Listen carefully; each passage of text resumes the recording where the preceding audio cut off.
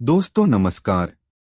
आज मैं भगवान बुद्ध की एक शिक्षाप्रद कहानी फिर आपके लिए लेकर आया हूँ। ध्यान से सुनिए। एक छोटे से गांव में एक युवक राजीव नामक था। वह बहुत ही ज्ञानी और बुद्धिमान था, लेकिन एक समस्या उसे हमेशा परेशान करती थी। वह अत्यधिक चिंता करता था। राजीव के मन में हमेशा कुछ न कुछ चलता रहता था। वह अपने आदर्शों, कार्यों और भविष्य की चिंता करता रहता था। रोज उसका दिन एक समस्याओं और चिंताओं से भरपूर रहता था। वह अपने दोस्तों से अपनी चिंताओं के बारे में बात करता, लेकिन कुछ बदलता नहीं था। एक दिन वह अपने गांव के बुद्धिमान मुनि के पास गया। राजीव ने मुनि से अपनी चिंताओं के बारे में शिकायत की और समाधान की तलाश में था। मुनि ने ध्यान से राजीव की बातें सुनी और फिर कहा, बेटा, तुम्हारी समस्या समय के साथ साथ बढ़ती जा रही है और इसका समाधान भी समय के साथ ही मिलेगा। राजीव हैरान हो गए, लेकिन मुनि जी, मेरे पास इतना समय कैसे है? मेरी चिंताएं मुझे परेशान कर रही हैं। मुनि ने मुस्कराते हुए कहा, बेटा, हम सभी को कई बार अपने विचारों का गुलाम बना देते हैं, लेकिन हमें यह याद रखना चाहिए कि चिंता करने से कोई समस्या हल नहीं होती। चिंता करने की जगह हमें उन समस्याओं का समाधान ढूंढने के लिए कदम बढ़ाना चाहिए।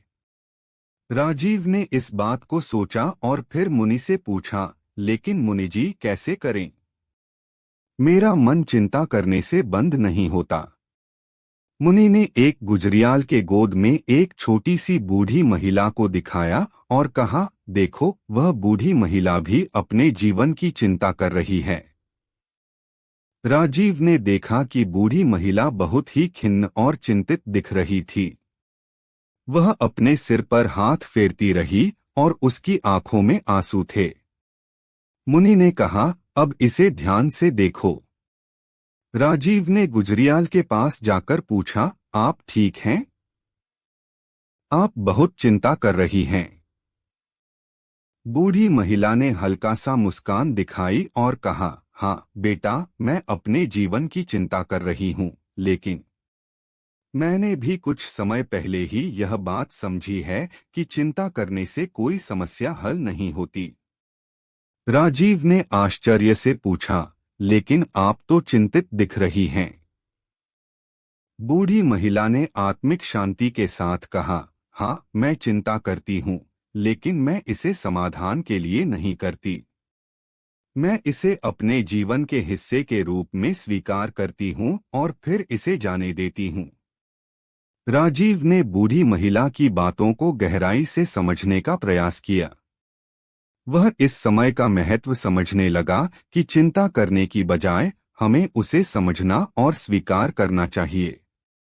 मुनि ने कहा, बेटा, चिंता करना हमारे मन को अशांति और अशांति में डाल सकता है। हमें चिंता करने की बजाय हमें विचार करना और उसके समाधान की ओर कदम बढ़ाना चाहिए। राजीव ने इस समय का महत्व समझ लिया और उसने मुनि से सीखा कि उसे अपने विचारों को साधुता से स्वीकार करना होगा।